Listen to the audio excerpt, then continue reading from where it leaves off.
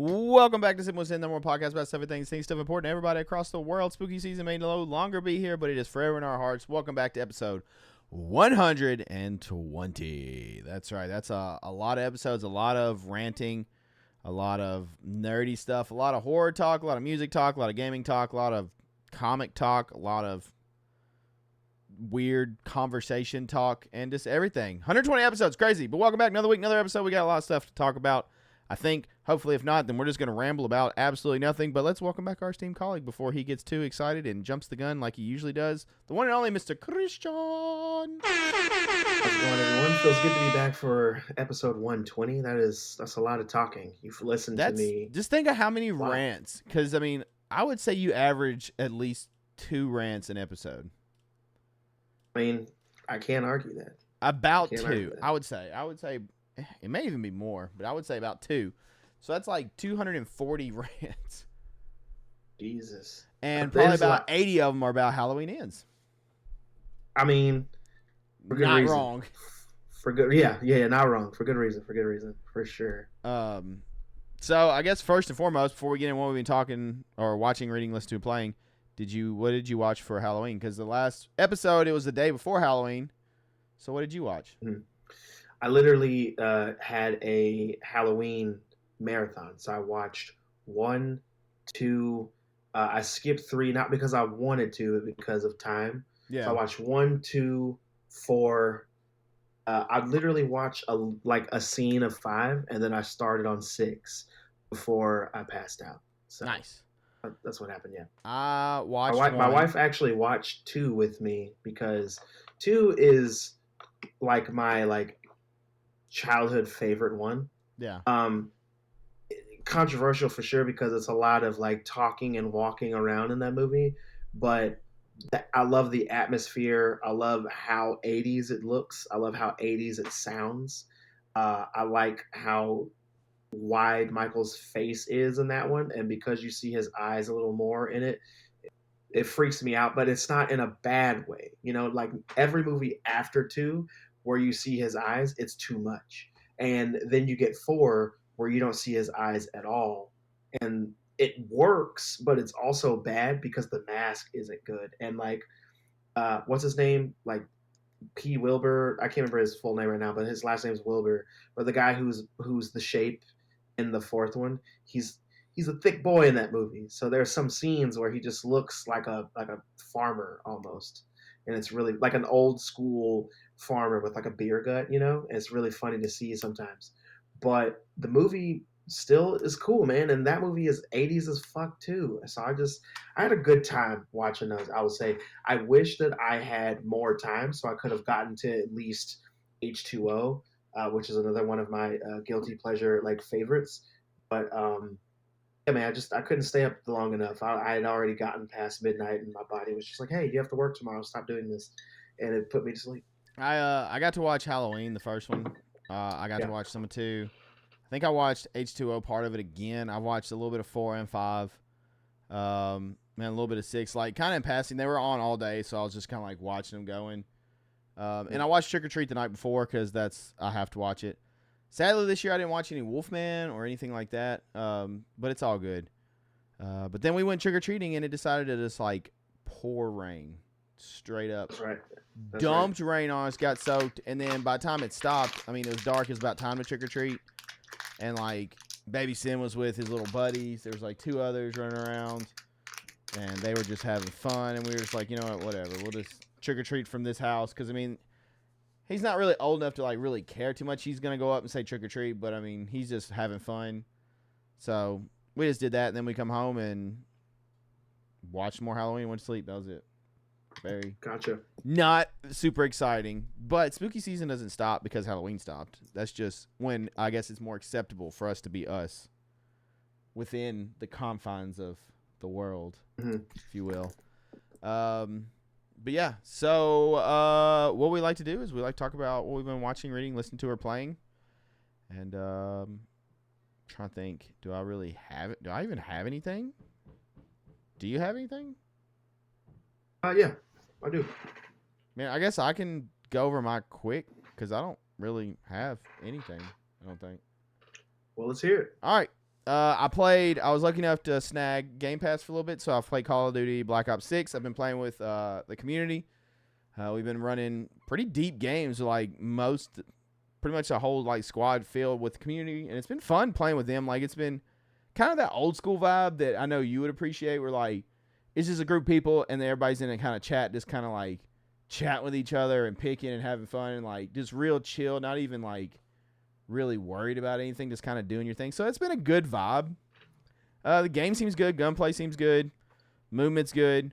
Some of the maps are ass, but I mean, it's been all right. I'm going to try zombies. They really want me to try zombies, so at some point I'm going to try that while I have it on Game Pass and stuff. Other than that, I watch stuff we'll talk about later.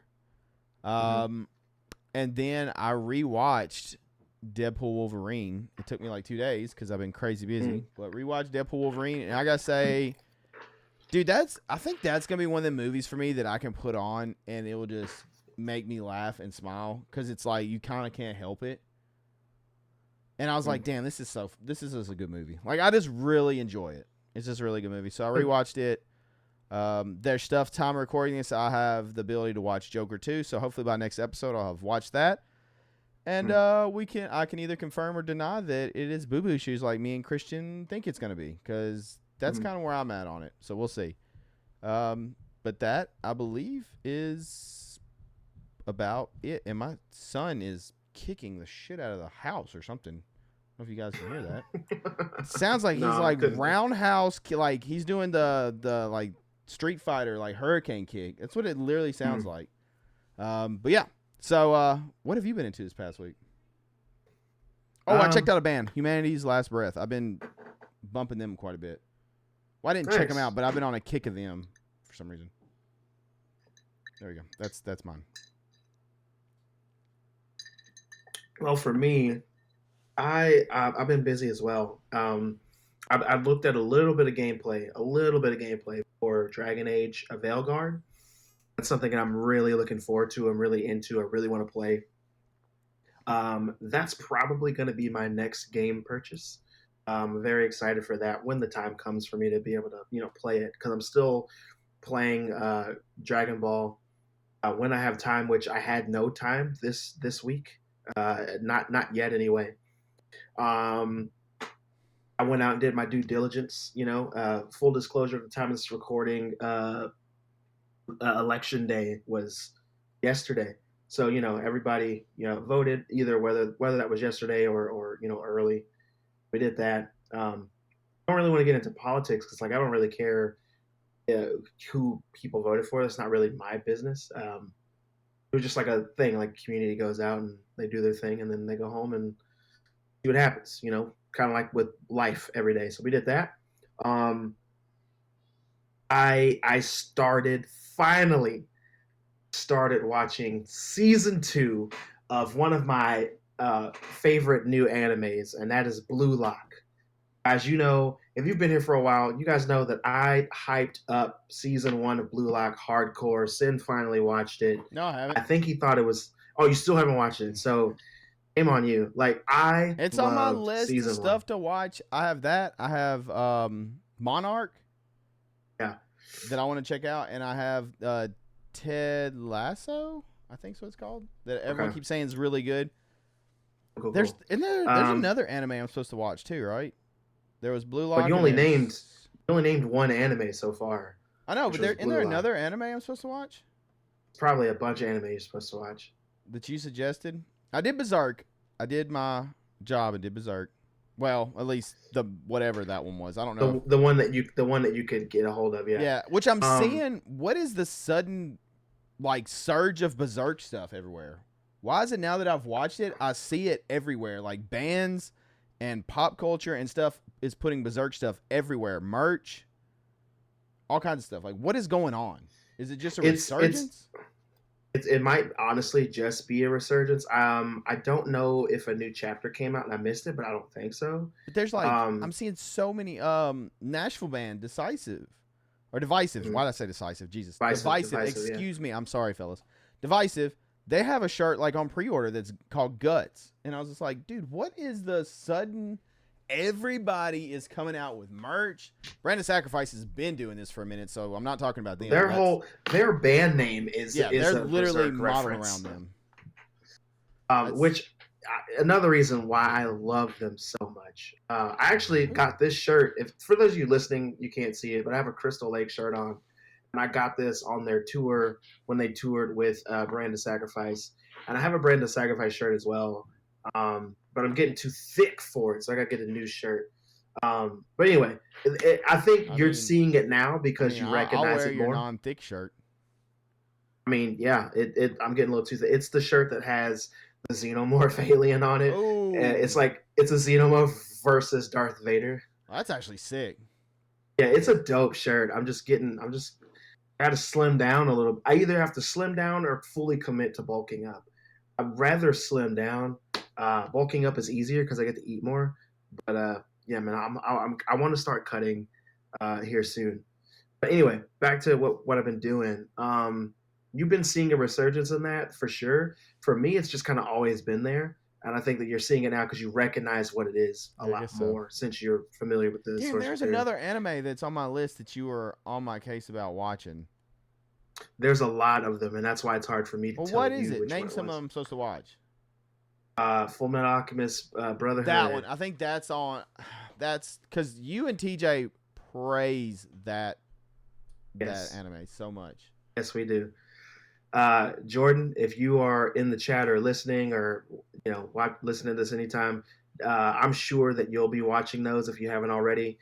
Also, my friend, if you are listening, Blue Lock is on Crunchyroll. Watch it ASAP, and if you don't have access to Crunchyroll or another app to watch that, hit me up privately, and we'll get you squared. But you got to get that. You got to watch that. Where's my? I don't have access. Mm-mm. I'll hook you up. Don't even worry about it. Oh, do I get feet pictures too? What kind of hookup we getting here? Hooked up. But I've watched the first 2.5 episodes of season 2 of Blue Lock. A lot of people have complained about the dip in quality. I haven't seen the dip in quality yet. People were talking about a scene, but I didn't want to watch the scene because I don't want to ruin the show for myself. This is the one time where I haven't just read ahead to see what happens with the anime, but I might though.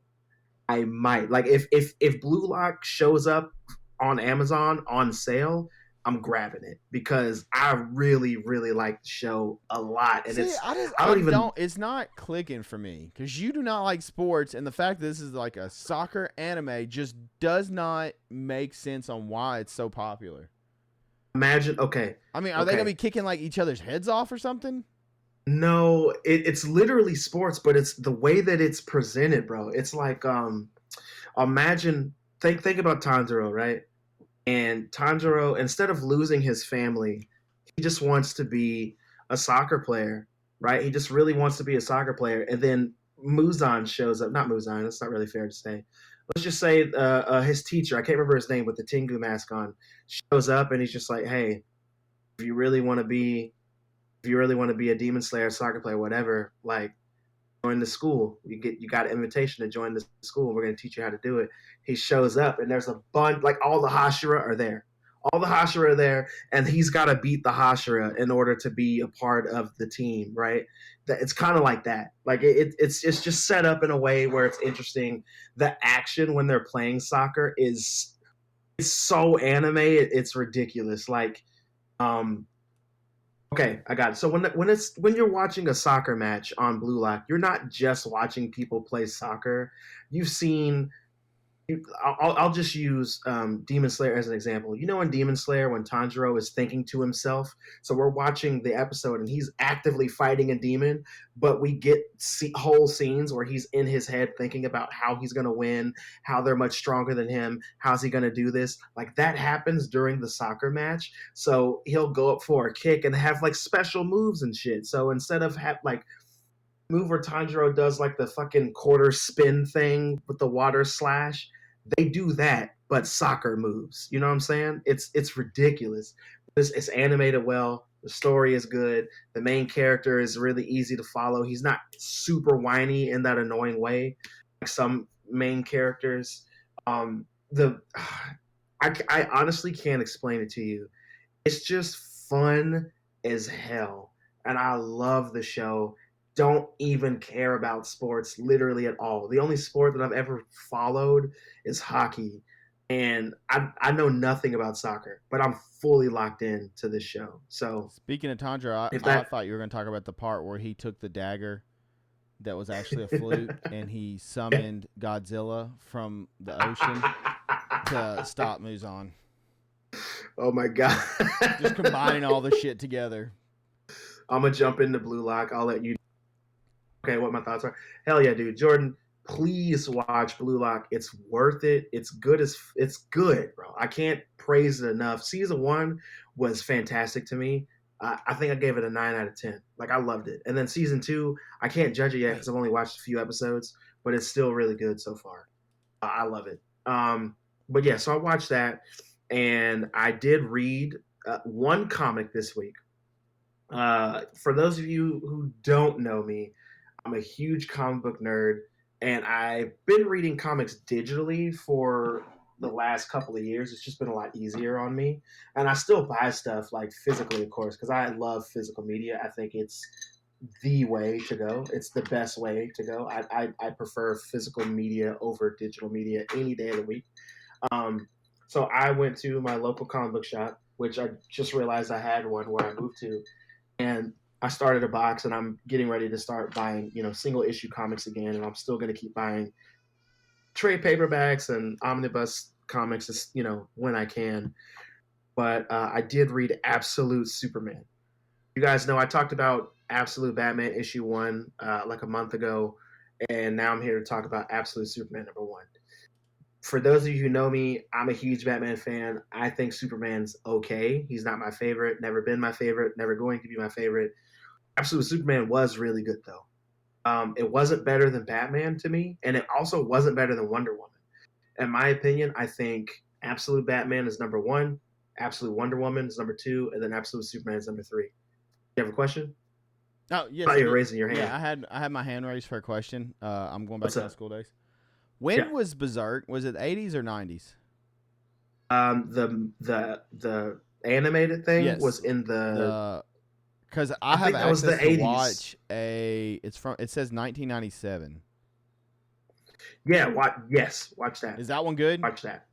Yeah, watch that. That's not the 80s one though, right? That you're talking about? It's so the one that I'm talking about is from the 90s. It is from 97, and I'm actually going to buy that Blu-ray So what's box the set. 80s one isn't good then? No, it's not that it's not good. I don't think one came out in the 80s. I think it is from. So 90s 97. is the first one? That's like the first like animated like anime or whatever? Yeah. It says it's, and you can tell me if this is right, it looks like it is 25 episodes? Yes. Is that it? Yeah, that's the one. Ooh, okay. That's the one. Nice. That's the original animated series that came out for the show. It is 25 episodes. It came out 97. It ended 98, I'm pretty sure. Yeah, it looks like But it's the just cool thing season. is it started in October of 97. So that's cool. So I really like that. But yeah, that is the one that pretty much every fan of Berserk, they've watched those episodes and read the manga, of course.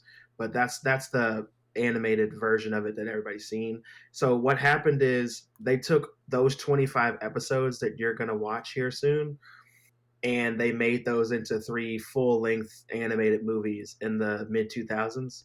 That's the Golden Egg arc that I'm telling you about. The Golden Egg arc is essentially what you're about to watch. I'm going to try to find that real quick while you're. Yeah, I don't know where that is anymore. I know you could buy it, but like if you're just trying to stream it, I don't know where.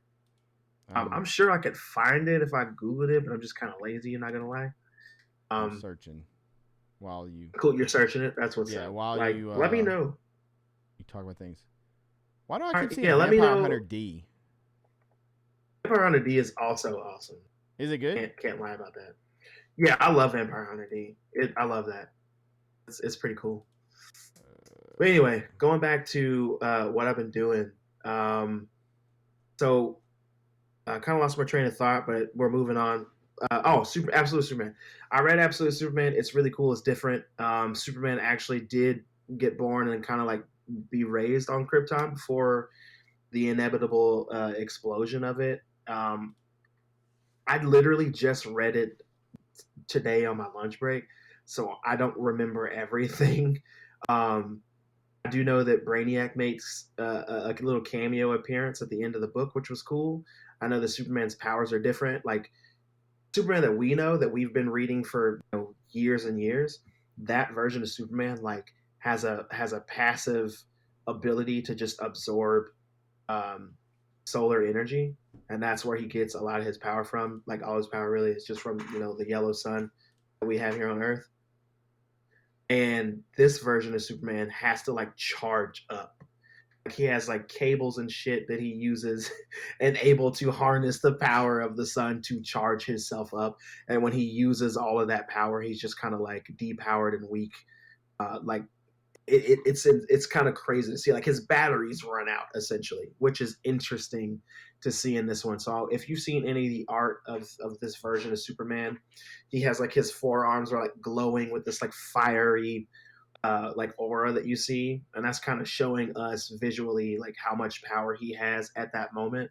And then when he kind of runs out, he's just back to being normal. He uses his X-ray vision a lot in this one, which is really cool.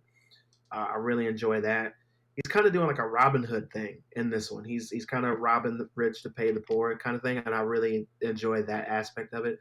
It reminds me of the New 52 run a lot, and I know people don't really fuck with that run of it, but it reminds me of New 52 Superman, but like done a little better. It doesn't feel rushed, which is nice.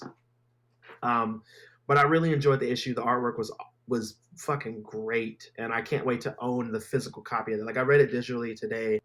I'm going to, at the time of this recording, tomorrow pick up the physical copy of that from my distributor. But I'm really excited to add that to the collection. And aside from those things, I talked about Superman. I talked about Blue Lock. I talked about wanting Elgard.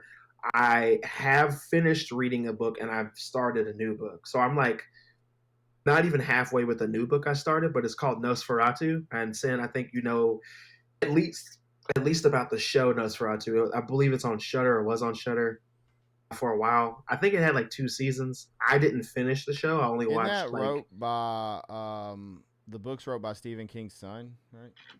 it's written by his son. Yes, he did. But He it did has a write different that. name. I can't remember his name. Joe. Dang, I don't have the book in my hand. Joe Hill? No. Something like Yes, it's something different because I Joe Hill. I didn't. think that's Joe. Yeah, it is. It's Joe Hill. It's Joe Hill because he writes a lot of stuff, and that's one of the books. And I actually had to decide because I was going to read a different book. I was going to read a Stephen King book called The Outsider, and the reason why I wanted to read that book is because I went down a Pennywise deep dive like a couple days ago, and I was talking about like I was asking people on TikTok about things like is Pennywise? Do you think Pennywise is still alive? Because he's had multiple. He's been referenced multiple times in other books that Stephen King has written. He's been kind of seen, but not really seen in other books that Stephen King wrote after he wrote it. And he also like there was a sign on a wall in one of his books in Derry that says Pennywise lives.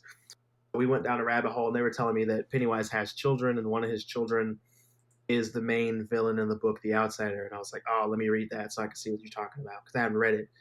So I fully plan on reading that here soon, but I started reading Nosferatu and it got interesting way faster than I expected. So I wanted to keep reading that and keep going. And it's kind of like Wait, a so Pennywise's Christmas child is an outsider?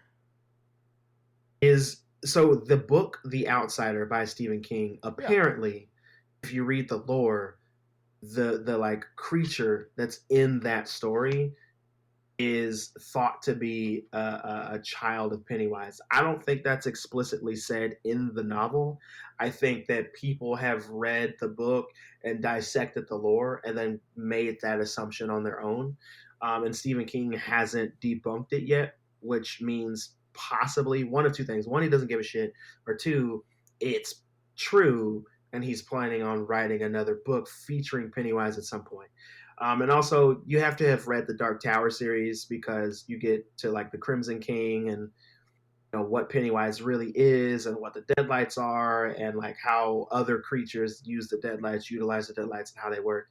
It's kind of different. It's weird because Stephen King's like fantasy world is huge. It's really vast, but it's also like kind of packed with a bunch of little different things. So I have to brush up on that lore before I start telling you and people listening like what that looks like, what it means. And that means I have to read some of these books I haven't read. I've never read The Outsider. I don't know a whole lot about it.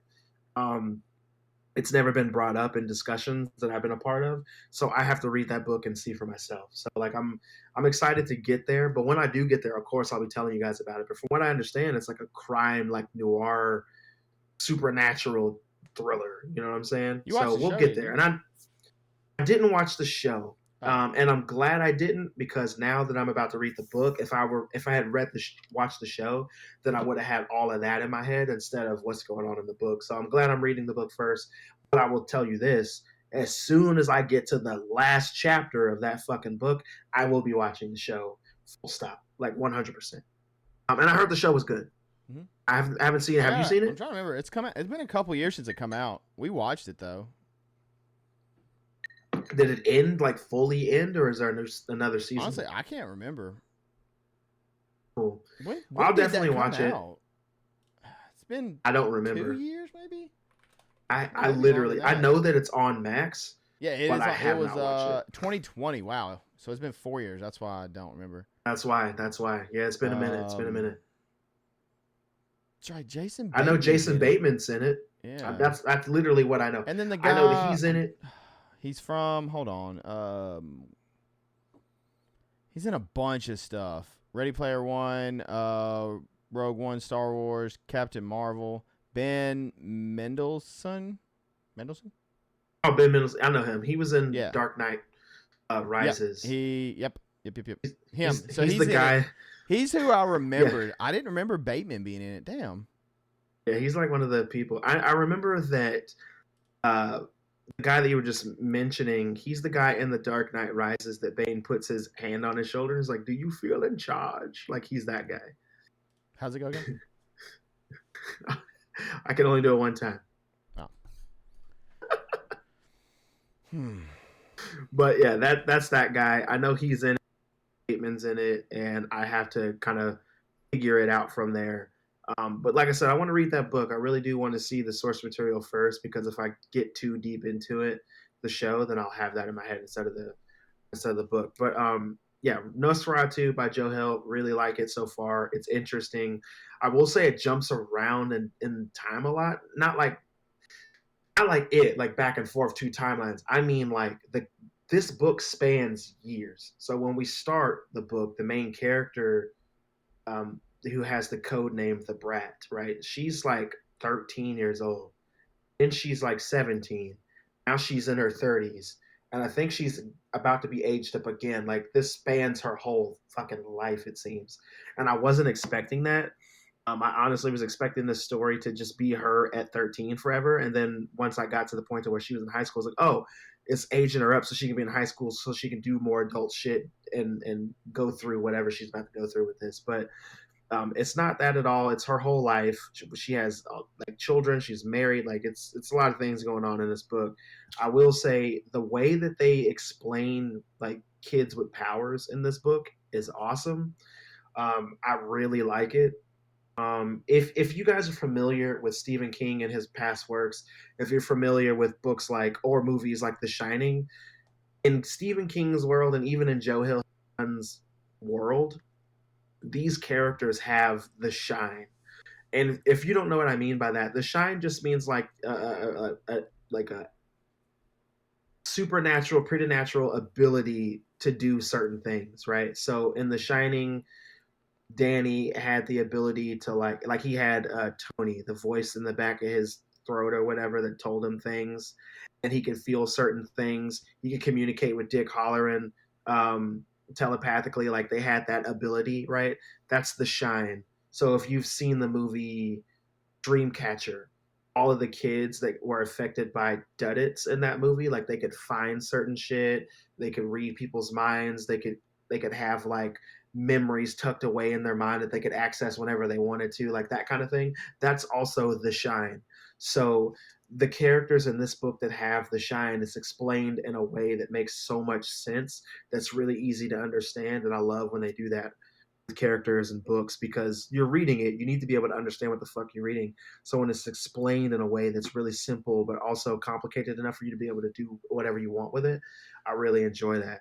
um like I said, I'm not even halfway done with the book yet, and it's like a cool little Christmas horror is the way that I'm explaining it to people, because like the place that the main villain, the Wraith, wants to take children is called Christmas Land, and it's not good for the kids. You go to Christmas Land, you're probably not fucking coming out. So it's crazy. But aside from that, I finished another book before I started reading Nosferatu, and it was a thick boy. It was a thick boy, and this is the third Game of Thrones novel called Storm of It's a cute little Swords. diary you have there. Yeah, I mean this thing is great. I love this book, dude. Like I said though, it was a lot, bro. Like reading this took for fucking ever, but it was worth it because so much shit happened in this book. For those of you who have seen the show Game of Thrones, this is the book that has the Red Wedding in it. So a lot going on. And reading the Red Wedding as opposed to watching the Red Wedding, two very, very different things. Um, oh man, it's like the same setup. Walter Frey is a piece of human filth. Um, Rob is much younger in this, and his wife wasn't with him during the Red Wedding. So in the show where you see them stabbing her in the stomach, like that's not in the book. I wish I didn't do that motion I just did for those of you watching. Sorry, but it's a lot of stuff in this book that is different. The way that Catelyn gets killed is also different. She gets her throat slit, but they slit her throat to the bone almost, like they cut her deep, and she doesn't die. They think she technically does die. She's gone, and I think they leave her dead for a full day and a full night, and then they strip her of all her clothes and like throw her in the river. Like they just do her dirty. They do her so dirty. Um, what else is in here? Jamie gets his hand cut off in this book. Then he finally gets back home to certain. But before he gets home, he meets Brienne of Tarth. Oh, they describe Brienne being so ugly in these books, and it makes me feel bad for her because, like I said, I watched the show and like you see Gwendolyn Christie, and she's not ugly like at all. Um, so hearing the way that they describe Brienne really sucks because I'm so used to seeing Gwendolyn Christie, but she's strong as fuck. Jamie says that she's probably as strong, if not stronger, than the Hound, which is really cool to hear because the way the characters hype up other characters or tear down other characters in the book is insane. Varys is still my favorite character. Um, I mean, I hope that doesn't change. I really like him. He's slimy, but like the good kind of slimy, if that makes sense. Littlefinger sucks, bro. Littlefinger sucks, I think, more in the books than he does in the show. And that's saying something because he was absolute garbage in the show. Um, Sansa's life sucks. Like it obviously it sucked because we saw the show, we know where this goes. But reading it, oh man, her getting married to Tyrion sucks. The way that they did her is terrible. I will say in the books it's a little different because Tyrion isn't as cool in the books as he is in the show. Like you're pretty much behind Tyrion 100% all the time in the show. Not so much in the books. Like he does some really petty, vindictive shit. And he does want Sansa. Like he likes her a lot. Um, but he does tell her like he's not gonna come into her bed. He's not gonna consummate. He wants him to. She says the same thing she says in the show. What if I never want you to?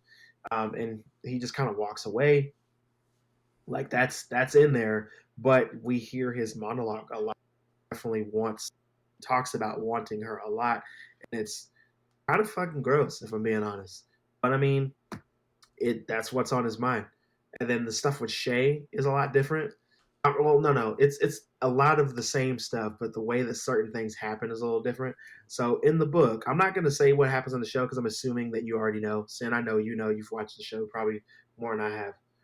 But in the book, Shay is like even more so about Tyrion. Like she doesn't even care that he's about to get married to Sansa. Like in the book, she doesn't even care. She's like, "Yo, marry Sansa and do what you got to do.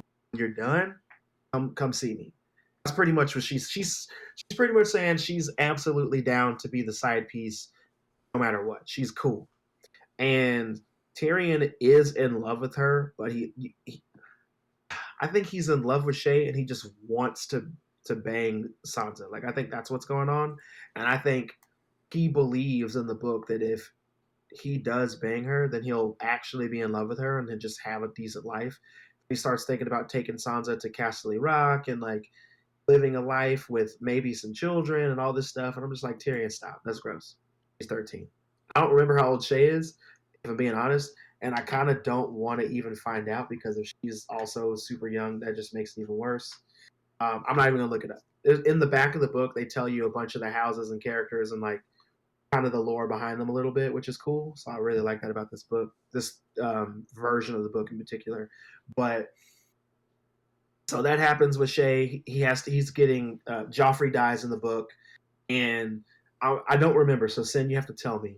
In the show, does Joffrey point to Tyrion before he dies? Pretty Does sure. okay. Okay, so he does that in the book, and he's like trying to say you Tyrion did this to me, and then what's her name? Because isn't Cersei that why jumps they all over blame him in that. the show? Like that's part of it. Yeah, I remember. Cersei Mrs. was Sin blaming him. confirmed. Yes, he does in the show. Point. Okay, and Mrs. Sin, I know you've read these books, and like I've only skimmed this third one. Full disclosure, I don't think I've actually read this one until now because I don't remember half of the stuff in this book. So it was really cool to read. So like you already read it, like you're awesome because this book was the shit, and I didn't want to put it down. Um, okay, so trying to go through this as quickly as I can. The trial happens. Shay betrays Tyrion. It's way worse in the book the way that she describes it because she tears Tyrion the fuck down. She tears him down in the book, hardcore. And then he gets rescued by Jaime. He's supposed to go to Varys, and he doesn't go to Varys. Like I remember, he doesn't go in the book at all. He straight up goes to his old room, which is his dad's new room. Shay's in there, and then he sees Shay. She gets scared. She says, "Oh, your sister made me say all those things.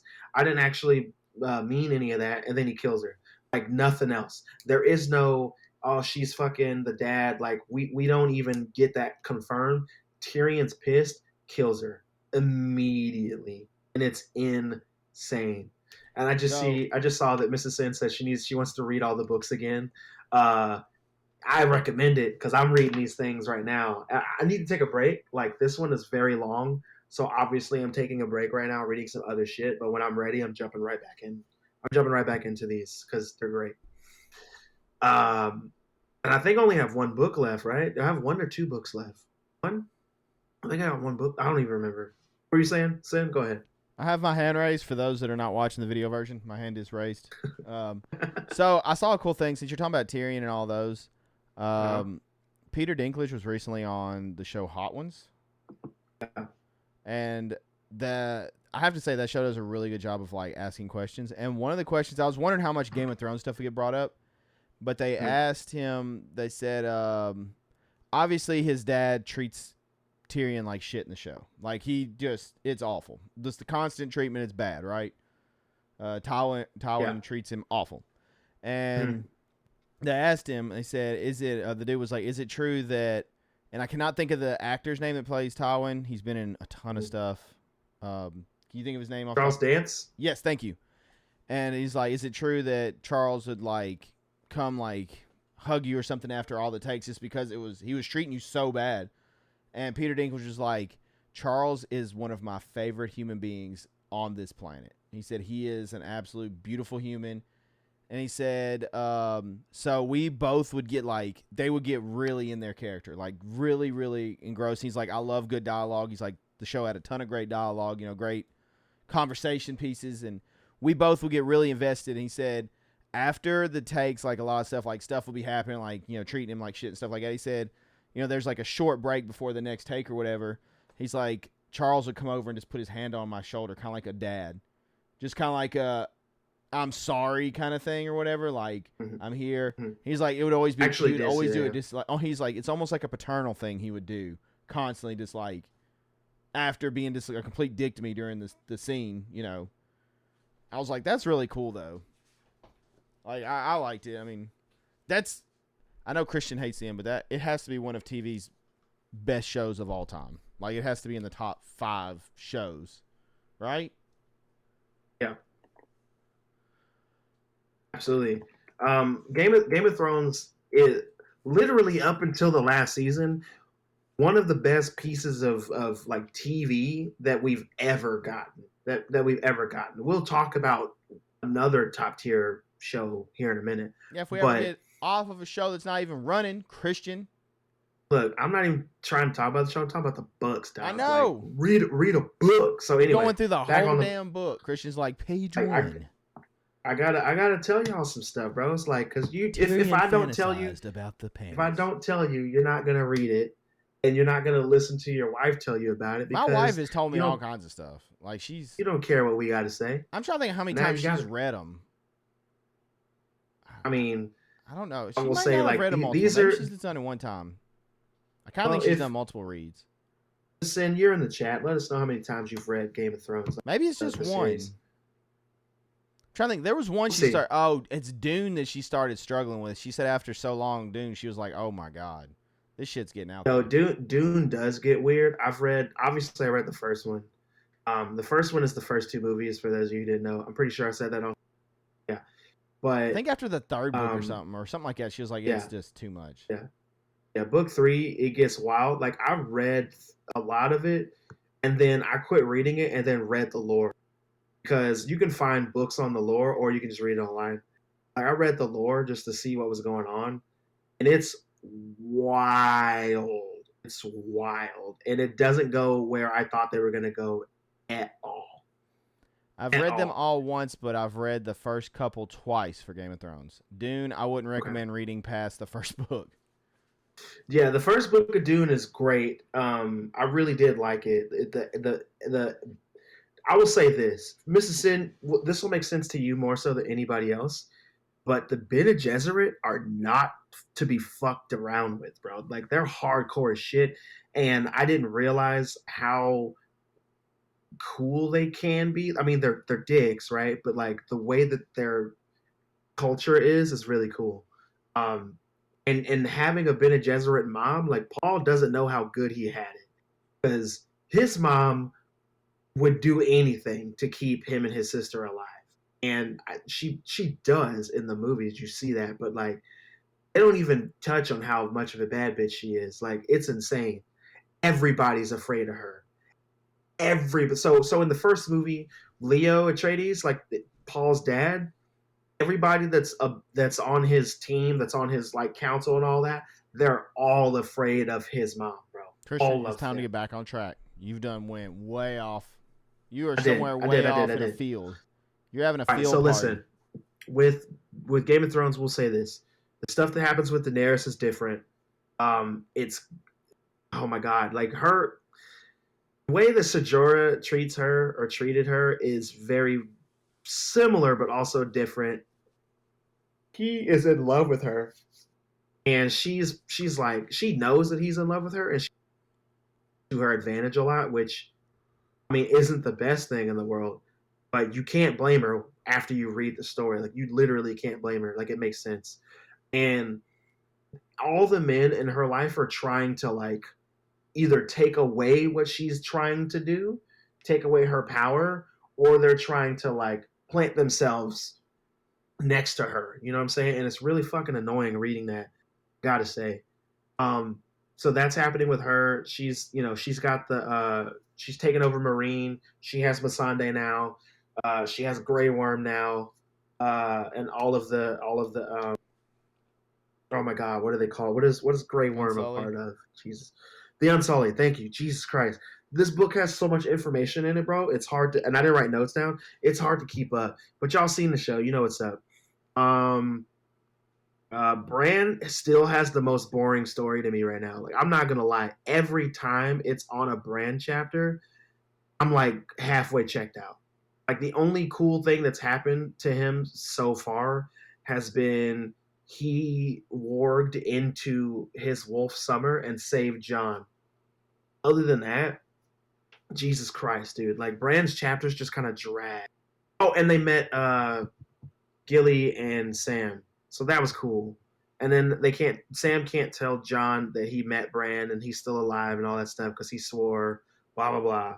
But like, other than that, like, Bran's story is just honestly the most boring of all of them. Um, who else is in here that's like worth it? Catelyn's story's in here, but I'm not going to talk about hers just yet because the Red Wedding happens. Jamie gets a little bit of character development in this, which is cool because Jamie's a piece of shit the whole time. He meets Brienne. He's way worse to Brienne in the book than he is in the show. He calls her wench all the time. Like, that's like his name for her, like, for anything. He calls her Brienne when he's like feeling sorry for himself or whatever. But he gets his hand cut off, and he finally gets back home, and he's pissed off because Joffrey's dead, and he doesn't really care for Joffrey like at all, which we saw in the show, kind of, but it's way more in the book. Like, he's never held Joffrey, never really talked to him. Like, he doesn't have any love for Joffrey in that way. He just knows that he's his dad, so he has that. He has that, and that's it. Him and Cersei bang like right in front of his dead body, which is weird because I thought that was a show thing, but no, it happened in the books too. Yeah, but it was a little different. Like, it happened practically the same way, and Cersei kept telling him no. But in the chapter that it happened in, when you're reading it, she's saying no because she feels like she's supposed to just be mourning, but it's not really the case because she's also a piece of shit. Um, and then she tries to use that against Jamie later because Jamie's trying to be decent at this point, and she's trying to manipulate Jamie into doing what she wants with her body, which is what she's been doing their whole life. But she knows how to push his buttons and knows what to say to piss Jamie off and to make him do stuff. And he's starting to figure that out in this book. Like, he's starting to realize that Cersei literally doesn't give a shit about him. She's just using him like she's been using everybody else. So that's cool. He tells Tyrion the truth about his first wife, um, which is, I don't remember if they say it exactly in the book, in the movie, sorry, in the show right now, but in the books, Tysha, Tyrion's first wife, uh, he finds out that Tysha is actually like a whore the whole time, and everybody has their way, and then Tyrion has to do it later. And she gets paid and walks off. And then Jamie tells Tyrion the truth, which is that wasn't the case. That was just a story that their dad made up, and Jamie went with it. And she actually did love Tyrion and actually married him on purpose. And that broke Tyrion. That broke him, and he he was done. That's why he went to go kill Tywin. That moment right there in the book. That's why he goes to go kill his dad, Tywin. And he asked Tywin what happened to Tysha. He barely remembers her, and Tyrion's pointing the crossbow at him while he's in the bathroom. And he's just like, he calls her a whore, and he's like, if you call her that again, I'm gonna shoot. That was in the show. He does it. Tyrion shoots him, and then Tywin's like, you shot me, and like, I can't believe he shot me, and all this other shit, and then he fucking dies. And I was just like, oh shit. Like, it's way more brutal in the book because Tyrion, like I said, like, you're hearing his monologue and stuff, or you're reading it. He is destroyed right now. So he goes with Varys to leave the city, but I don't know if Varys is going with him. I honestly don't remember that. But at the end of the book, after all this crazy shit has happened with all the characters, and we're coming to the end, you get an epilogue, and in the epilogue, there is a character that was there during the Red Wedding, one of Walter Frey's like kin, and he gets accosted, and they rob him essentially, and he's getting ready to get killed, and he's trying to talk his way out of it, and this woman shows up that looks all messed up, and she's got a hood on, but she takes her hood off at the end and stares at him. And he was like, "It can't be her. She's dead. She was dead for a full day and a full night before they threw her naked in the river." And I almost want to go to that page because reading it, I started getting chills because it was so cool. But let him know that she can't talk anymore because they cut her throat too deep. But she does remember, and she's pissed. And they don't give her the name in this. I know her name's going to be Lady Stoneheart, but they don't say her name in this book, from what I remember. Yeah, they don't say her name, but they kill this dude and like hang him or whatever. But we know that it's Catelyn because he says it in the book that it's Catelyn Stark, but she looks different. So she's back as Lady Stoneheart in this, and she's out for revenge, and she's killing like all the Freys she can get her hands on. And I'm pretty sure she's gonna do some fucking wild stuff in the next book, and I'm very excited to get there. But we'll see. But I'm taking a break. Like I said, I'm reading other shit, and I'll get back into Game of Thrones again. But that's all I've been doing. Is really just reading. I've been reading a lot over the past week, and I'll continue to do so. So, with that being said, I think we should hop into what we've watched collectively. It's time to hop in a last call because Christian took up the whole episode with Game of Thrones. Yeah, you guys are welcome. You guys are so welcome. Okay, so meat and potatoes. Now that Christian literally took up like, damn, Christian, that was the long. You said I don't have much, and 45 minutes later. Well, you kept interrupting me, bro. You just let me go. Read the whole it would have book been to 20 us. minutes. We all got the third book. You're welcome. All right, so Penguin episode 7. Is that what we're on? Is that what we're ready for? Yep. Penguin episode 7. If you haven't watched it, you might want to mute because there's going to be spoilers. There's no way around it. Penguin episode 7. Start with a flashback. I wrote no notes because kind of our theme. It looks like Christian actually wrote some notes. I wrote no notes just because I just enjoy the episodes. I do have one thought that I thought of about probably 85% through the episode. Gotham looks awesome in this show. Have you just appreciated Gotham? Like how good Gotham looks and just, I don't know. It's something about the way it's shot. It's really rough in parts, but there's also a certain beauty, I guess, that if you've watched or like done Batman, like Gotham at times is kind of a beautiful city in its own way. And I see that in the different like imagery and shots they're doing. And I think Matt Reeves is just, his portrayal of Gotham in this universe is so good. And I'm very excited for Batman 2. But we start with a flashback. We get to see young Oz, his mom, and his brothers. And we get to find out the truth to that, which is pretty cool. Essentially you start kind of his villain arc, if you will. Starting from that. We also get confrontation. We get to see what happened. Pretty much Sophia and them have taken Oz's mom hostage. They knocked out Victor. He sends Victor to go get reinforcements. And then Oz pretty much is like, I got to take this head on. So he just lets Sal take him. And he pretty much just plays games with him. He just is baiting him the whole time, like to get him kind of what he wants. Ends up getting in a conflict with him, and Sal has a fucking heart attack. In which it reminded me of Child's Play 3. It's just, and then how Oz reacts is just beautiful because he's just, oh, you can't go out like this, and he shoots him like 6 times. That's like me, some stuff I would do on like a video game or something. You kidding me? No, you ain't done like that. Here, I'm finishing this. I win. But yeah, so that was pretty good. And then he pretty much sets up the whole Sophia thing. And Sophia realizes she's been playing their game this whole time, and she decides to play her own game. And yeah, she pretty much baits Oz, tries to blow him up, and then yeah, that was a very, very short summary of it. But another fantastic episode. I really, really the flashback is really in depth, and I really, really enjoyed the flashback.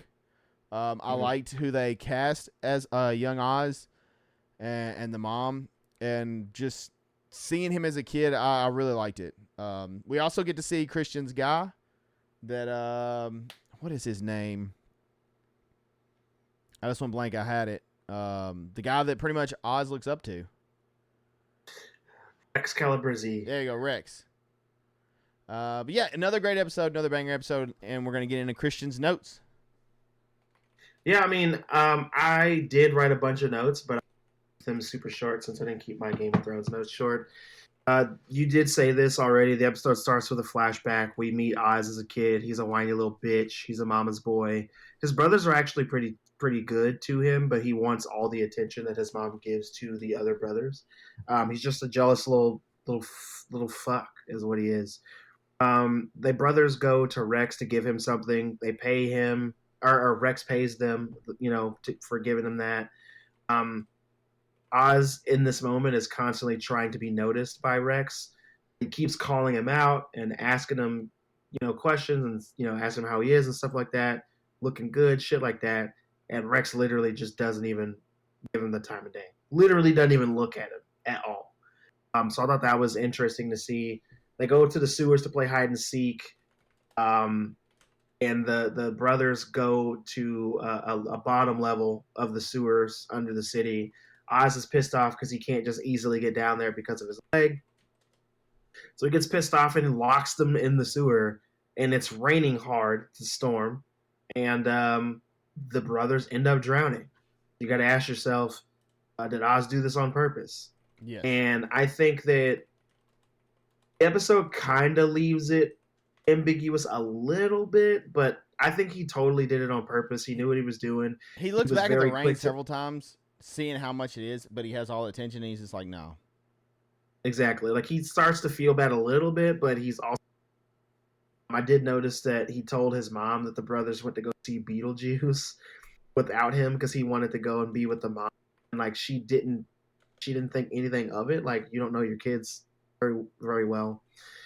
So that was kind of crazy. Present day, Oz returns, sees that Vic's gotten the shit beat out of him with a crowbar. He tells Vic to get out of there because Sal's people are coming. He purposely gets caught. Sal beats him with a fucking golf club. Francis and Sophia have a sit down. That's like the best scene in the episode, I think.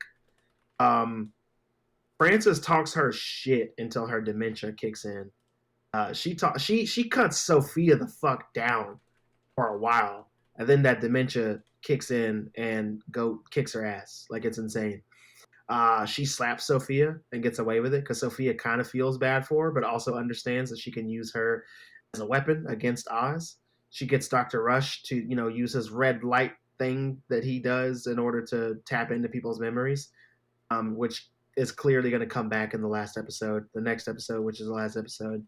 Sal makes Oz take him to his hideout, take over. A loyalist strips the power to help Oz get free, so that they can have their final battle. And during their final battle, Sal does have a heart attack, which means that we won't get a Two-Face because Sal Maroni is the person that throws the acid in Two-Face's face and Harvey's face to make him become Two-Face. So that's the whole thing that I said last week is out. That sucks.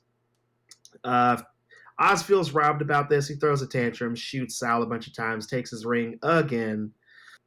Sophia talks to Gia at the orphanage, which the orphanage is just Arkham again. They just got new wallpaper. Like it's literally the same set as Arkham, but they just make it look friendlier. I noticed that. I don't know if you peeped that or not, but it's the same exact place. It's insane. I think they just did that to make it feel freaking out a little bit when she's in there. Yeah, she does, and I think they did that on purpose, just to fuck with us a little bit and to make Sophia kind of have flashbacks, whatever. Oz offers up a trade because he tells her that Sal is dead, and she can have the top spot and all the drugs for his mom.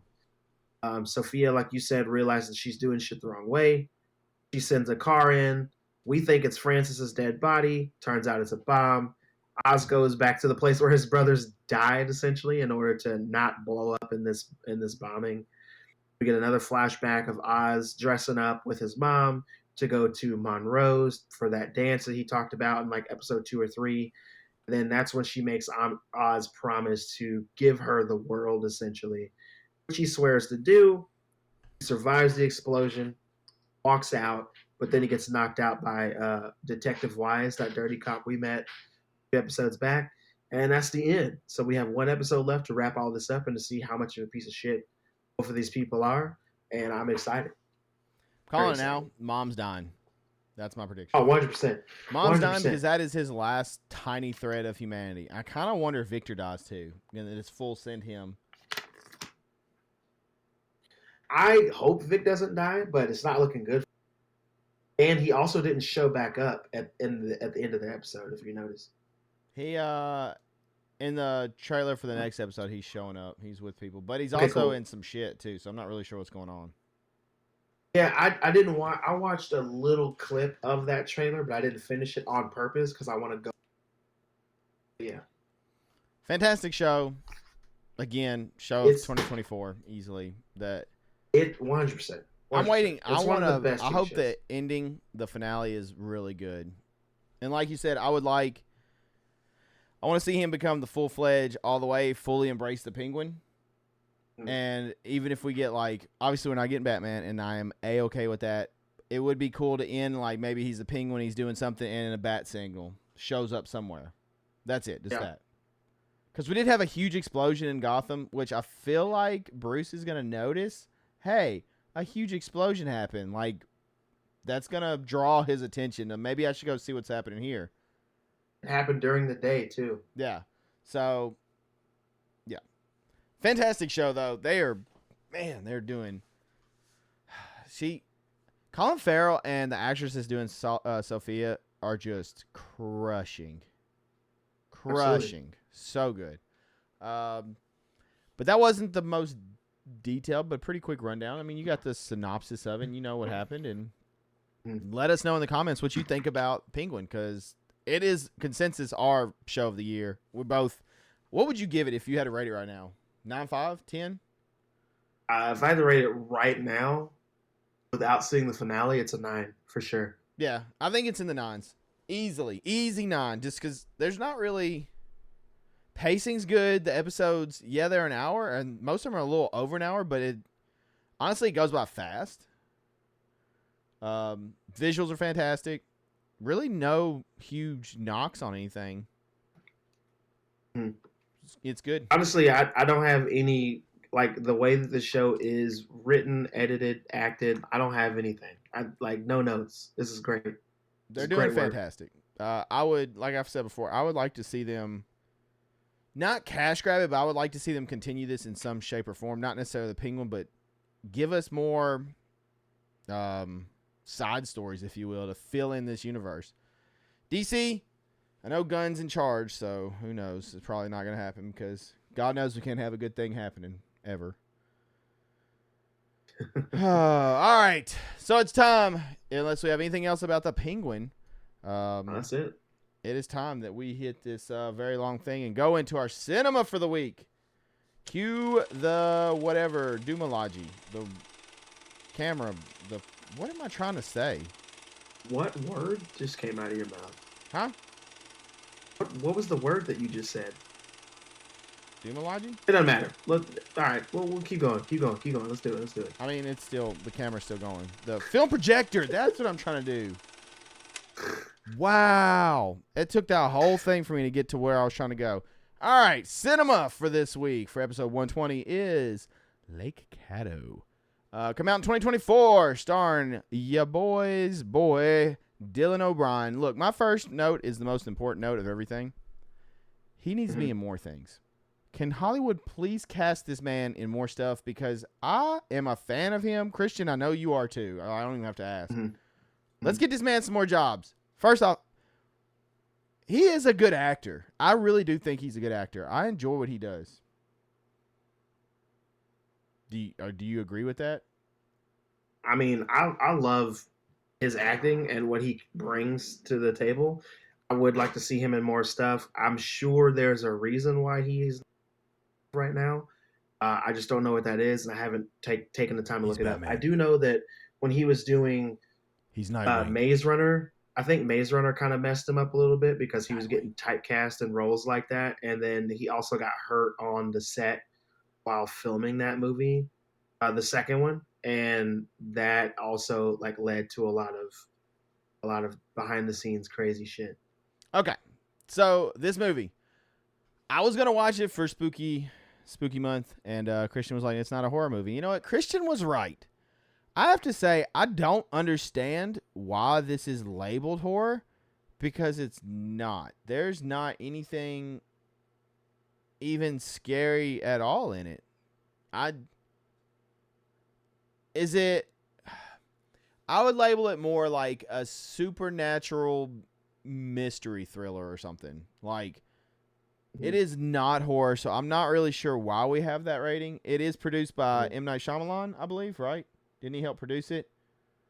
I think so. Yeah, he did. Written by somebody else. But yeah, not scary at all. There's like, I don't even think there's jump scares. There's no gore. There's really nothing like that to that extent. I don't know why, and I'm sure Christian's gonna be like, no, this is completely off and you're wrong. But for some reason, my mind watching this movie, I connected it, and kind of like it made me think of Interstellar. I think the reason why it made you think of Interstellar is because of the time. Yeah, the time jumping is what it is. The way. So okay. So the whole thing of this movie is pretty much a little girl goes missing on Lake Cato, and everybody's looking for her. And you have Dylan O'Brien's character, who is a son that is pretty much, he can't lay his mom to rest. It's just bothering him how she passed away. It doesn't make sense. He's trying to connect why she had the symptoms she had and why she passed away. So essentially, she had like a seizure and ran off of a bridge and drowned, right? Like, that was the accident. He lost her, and he can't put it to rest. And he lives out there, and he, like, I don't really know what his job is. He picks up pipe from like oil rigs, like pipe company. Yeah. And I guess they like recycle the pipe or something. I'm not really sure what they do. And essentially they're just trying to find that. And if you haven't seen it, you want to watch it, please pause or mute or whatever, or fast forward, not pause. Fast forward. But 3, 2, 1, that was your spoiler warning.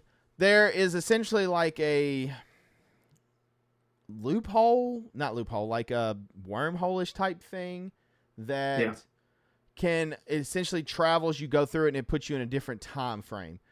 So there's a lot of time jumping going on and timeline stuff. And it's I'm not gonna lie, it was really interesting. That is, Christian said it best. He was like, it's not what you expect, or not what he expected at all. And it is 100% not what I expected, but it was enjoyable. I actually enjoyed it. I thought the story was pretty cool and interesting. I kind of called it pretty early about Dylan O'Brien, whose name is Paris. Just had to think about that. I called it kind of early that his love interest was the crazy mom.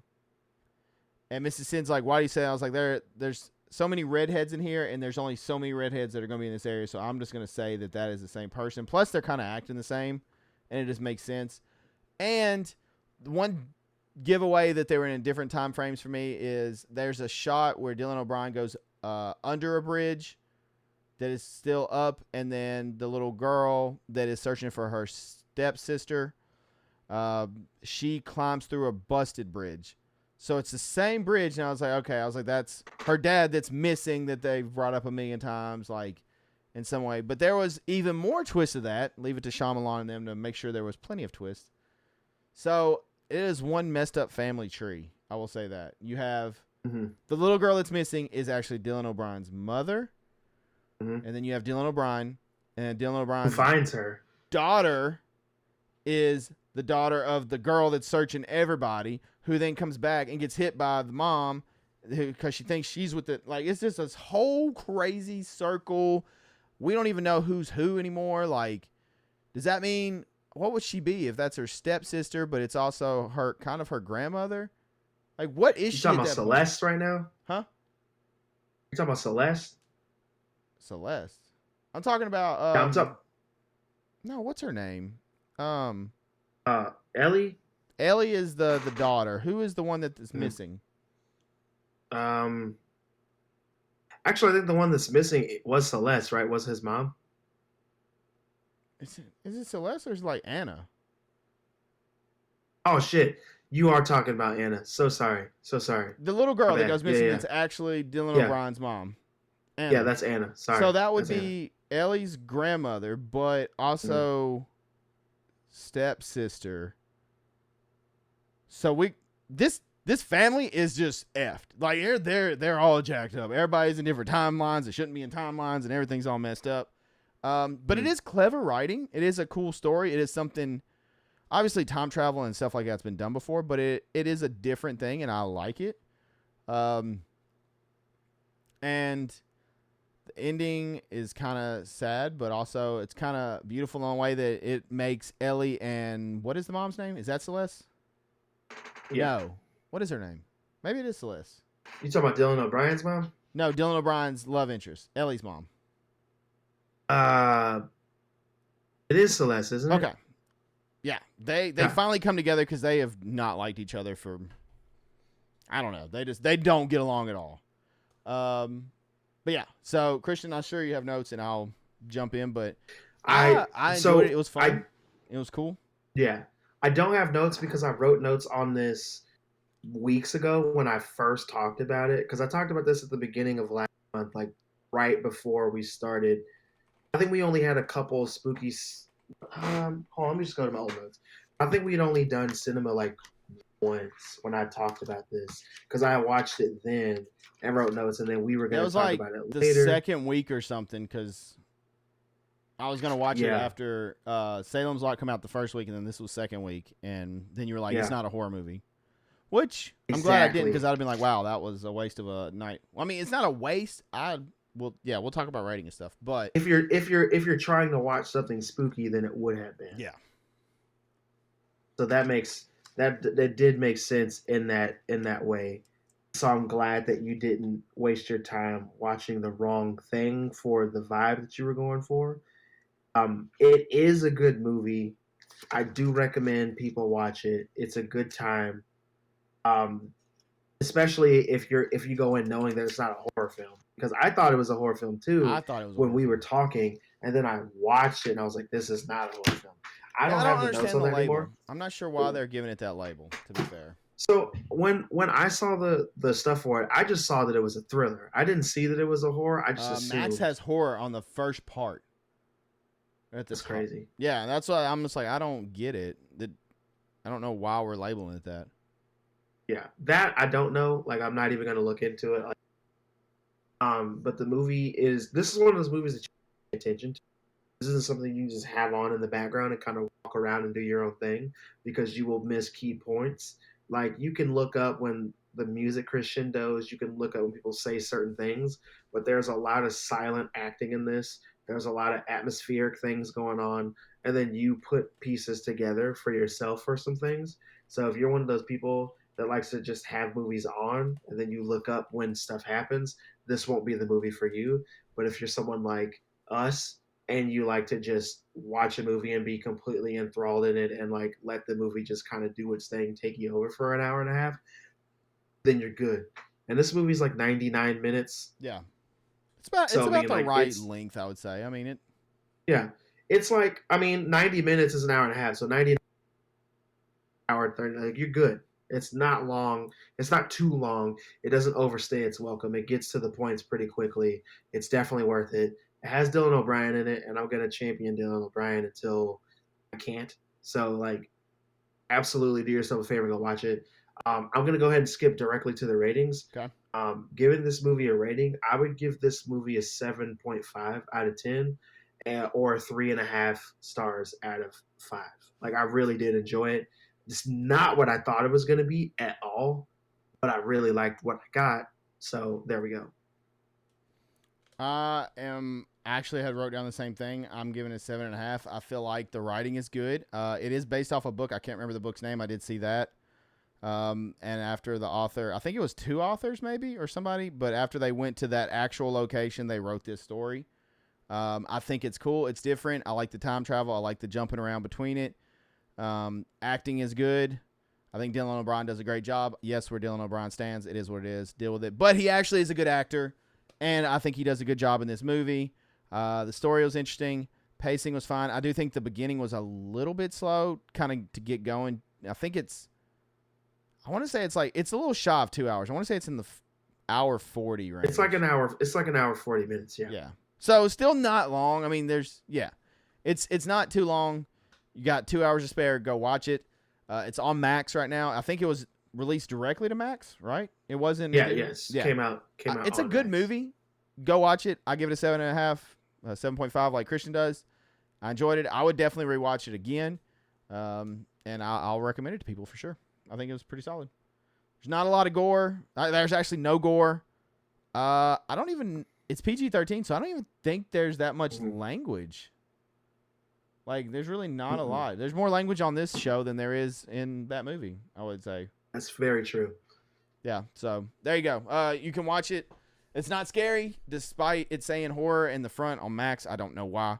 But yeah, so there you go. There's your thing. Definitely check it out. It's a good cinema movie. I enjoyed it. So while we're on the subject of cinema, I guess we can pick our next one so I can plan accordingly. We added Let the Right One In last week. And then we have all our other crazy stuff. Off pod, we added Maxine, which I have not seen. I have seen X and Pearl. But Maxine's a new one. And we added Mrs. Sin requested Woman of the Hour. So those go with Pulse, The Invitation, Uninvited, Lamageddon. Looks like that's the ones we have left so far. They've been recommended for us to check out for cinema. And if you guys out there listening or watching have a suggestion, hit us with them and we will add them to the list. We're trying to keep this segment going. It's been fun. I think Christian's enjoying it too. It's nice to pretty much have like, hey, we're going to watch this movie this week at some point in time and talk about it. It's kind of nice to like dissect them a little bit. It's been cool. If I had it my way, I would go Let the Right One In. It's about that time for that type of movie anyway, because it's like a winter horror, and we're getting. It's not winter yet, Christian. You're a little ahead. I mean, we're getting there. We're getting there. But that would be my choice if I was choosing. But I mean, like it's a team effort. So what are you thinking? It's not winter yet, Christian. It's not snow time. Snow time is a wild sentence to say. I don't know. I kind of want to do. I didn't know you hadn't watched X or Pearl, so that kind of hinders Maxine a little bit. Understand. Which I don't know that you probably could watch it and get by. It's not really. I don't know that it really correlates too much. I know I feel like I liked X more than Pearl, and Mrs. Sim was the opposite. It's kind of funny. I kind of want to say Woman of the Hour because it's something about a serial killer, but I don't know. And when we say Let the Right One In, that's the foreign one, right? That's the Swedish? Are they Swedish? No, it's not Swedish. What is it? It is Swedish. It is Swedish? That's the foreign one, right?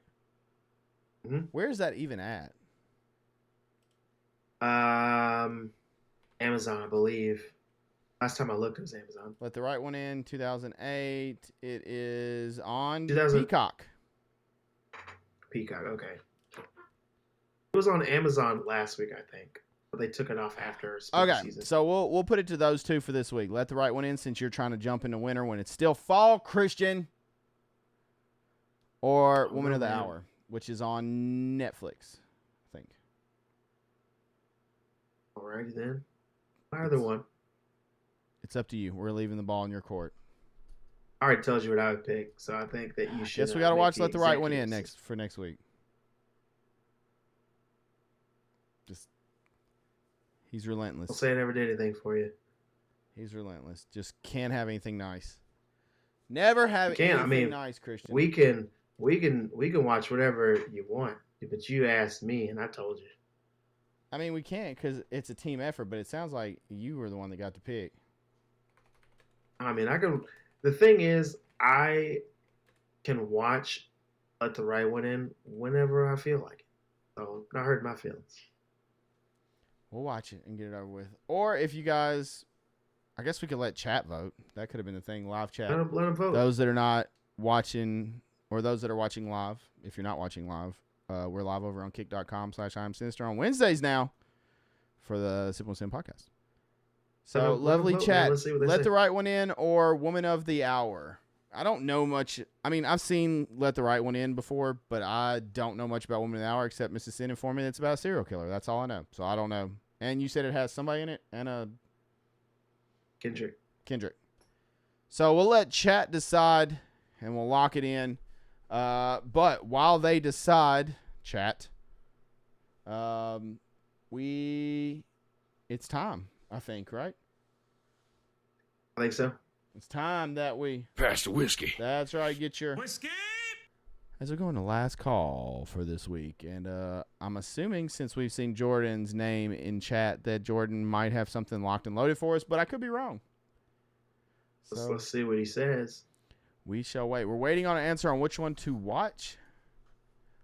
I feel like it's time for another question to break Sin's mountain. Jesus Christ. That is not how we start this. Here we go. Would you rather be able to travel everywhere for free or eat anywhere for free? But whichever one you choose, the opposite doubles in price forever. Travel everywhere for free or eat everywhere for free. I'm going to go with travel because if the price of travel doubles, there's no way I'm going to be able to travel ever. And eating, though, is already expensive. I'd rather eat like ramen for $3 as opposed to $1.50. You know what I'm saying? That'd be my choice. Man. Travel everywhere for free. And for clarification, travel means not just like vacation costs, but gas, car rental, repairs, hotels, etc. So you can fly everywhere for free? Definitely travel. For me. I mean, yeah. I think travel. Just because, like, you don't... Unless you're just going, like, super fancy, I mean...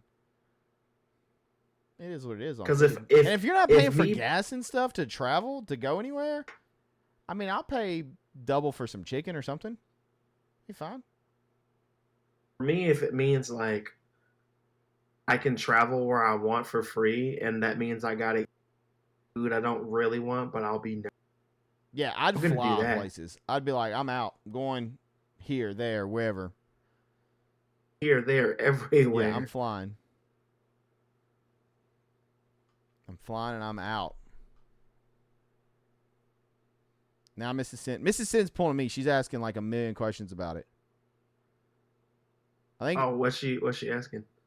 No, it doesn't double each time. It just doubles once. Like your food would be double the cost. Does it double each time though? Is actually a good question. Like, if your burger's $5, it's gonna be $10 for the rest of your life. Like if you get a $5 burger, right? Mm-hmm. Mm-hmm. Like, just your cost of food is double for the rest of your existence. Dude, traveling double the price of traveling. You couldn't go anywhere. That'd be way too expensive. Imagine how expensive that shit would be.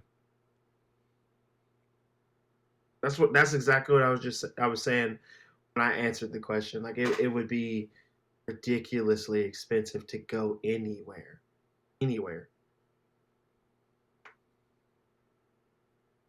Oh my God. Miss Sin.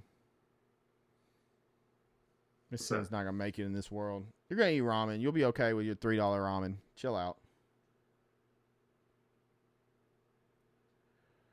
I say travel. That one didn't hurt my head. I mean, it could have. Luckily, it did not. Oh my God. Now Spiffy's making it difficult. Does individual food double each time? Because it's unfair if I double ramen and now pizza is $40. If pizza was $40, I'm letting go. If pizza was $40, it would take Christian 3 days to order pizza when it takes him 8 hours now. Look, man, it's got to be just right. I mean, I want to know what your pizza order is. It can't be... What was your pizza order? What did you get? I think you just caught me on a weird day. Probably trying to. What do you mean weird day? This was like every time you ordered pizza, like every other day. You'd be like, "Hold on, let me get some food." Ordering pizza. I think what was going on one, you were ready to play, so everything was much slower because you're ready to game. But also, I was trying to navigate where I was, who I was with at the time, which was pretty awful. Mixed with trying to order something on a website that barely worked at the time as well. So just a lot of things working against me all at the same time. Man, wild times. All right, ladies and gentlemen. So before we let you go, now that we had last call, shout out to Jordan again for another fun last call question to wrap up the episode. What movie for the live chat are we taking? Are we doing Let the Right One In from Sweden, 2008, or Woman of the Hour, which should come out this year? Last year? This year? Yes. It came out 2004. recently. Rubber was not an option. If you want Rubber Spiffy, you have to put it in the suggestions, and we will put it on the thing to watch. And possibly we will cuss you the whole time we watch it. For sure. Those are the two options for cinema for this week. So we got to lock that in. That's it. That's all we got left. Spiffy's still on Rubber. Have you ever seen Rubber, Christian? I don't even know what that is. It is a movie about a killer tire. Wow. That's not what I thought you were going to say. Okay. What did you think? I don't know what I Killer Condom? Just about to say. I mean, no. Now I'm thinking that. I didn't know what. Hey, there's our movie. There's our franchise. When Rubber attacks. You know what? I bet we make money. A psychic killer tire. It is. Man, it is something. That's all I can say. It's something. It's something. How do these movies get greenlit? Like, some of these ideas, I'm like, damn, y'all were really stretching on that one. Somebody's backing this stuff, man. Somebody is. Somebody's got the money bags. They're like, all right, let's make this movie about a psychic killer tire because, that's awesome. Why not? We love hemorrhaging money. Apparently. Insanity. All right. Well, we will get it figured out. One of the movies will be next week's. It's probably going to end up being Let the Right One In since no one said anything, and that's Christian's vote. But, yeah, that'll be your cinema for next week. But, ladies and gentlemen, that's going to do it for this episode of Sippin With Sin. We're not going to take up 8 hours like we have been. Just a mere hour and a half of your time this time. We appreciate you all being here and hanging out and listening for another episode. If you'd like to check out the episodes, they come out every Wednesday, 8 a.m. Central Time on Spotify, Apple Podcasts, and my YouTube, youtube.com/IamSinister. And then, of course, you can find the social media stuff at Sippin With Sin, SIPPIM with Sin, Twitter, Instagram, Threads, TikTok, Facebook, all that stuff. Hit us up with your cinema suggestions. Give us movies to watch that we can find, hopefully, to watch. And those last call questions, or just drop a line and let us know what you think about the Penguin. We would love to hear your thoughts on the Penguin as well. But we appreciate you all. Thank you for listening. Thanks for being here. You can join the Discord, and there is a whole section dedicated to Sippin With Sin there, where you can come do the same thing about dropping cinema, dropping last call questions, all that good stuff, or just episode chat. You can find me on my personal socials at IamSinister TV, Twitter, Instagram, Threads, TikTok, and Twitch. Facebook, all that stuff. And then you can find me streaming at kick.com/IamSinister. Also, where we do Sippin With Sin on Wednesday evenings now at 7 p.m. We do the episodes live, so you can come be a part of the Kick chat and be a part of the episode that way and watch it live if you would like. And then, of course, youtube.com/IamSinister. And that's where you can find me. More episodes of Behind the Vocals, my other podcast, coming soon. It's also available on Spotify, Apple Podcasts, and youtube.com/IamSinister. Christian, where can the lovely folks find you? You guys can find me as my headphones just pop. You guys can find me on Instagram at Venom Inc. That's all one word. You guys can find me on TikTok at my full name, Christian Vincent. Contrary to popular belief, I don't like social media that much, so that's the only two places you guys can currently find me. But I am thinking about being on a little bit more. It just feels nice, kind of decompressing and taking a little break from the interwebs in order to spend more time reading and drawing. But I'll be back for sure. Guys, I thank you guys so much for listening. Thank you for making suggestions. Thank you for hanging out with us here, doing it live. Thank you for, hopping into our DMs to say that you like an episode, that you like the rants. That stuff's really cool. That's what keeps us going. We do this for free because we like it, because we like you guys. And when you guys interact, that just makes it that much better for us. That's right. All right, ladies and gentlemen, spooky season's over, so you don't have to worry about the streets as much, or do you? It's time for you to get the hell up out of here. You don't got to go home, but you got to leave. Christian's shutting it down until next week. Guys, thank you once again for tuning into another episode. Be sure to leave a 5-star review, click the like button, all the YouTube things, all the Spotify things, all the podcast things. But before I leave you, I'm going to say 3 words. 3 words I say every podcast. If you've been here before, say them with me. If you've never been here before, listen carefully because they might just save your life. Those 3 words, even though spooky season is over, are don't get gutted. See you guys next week.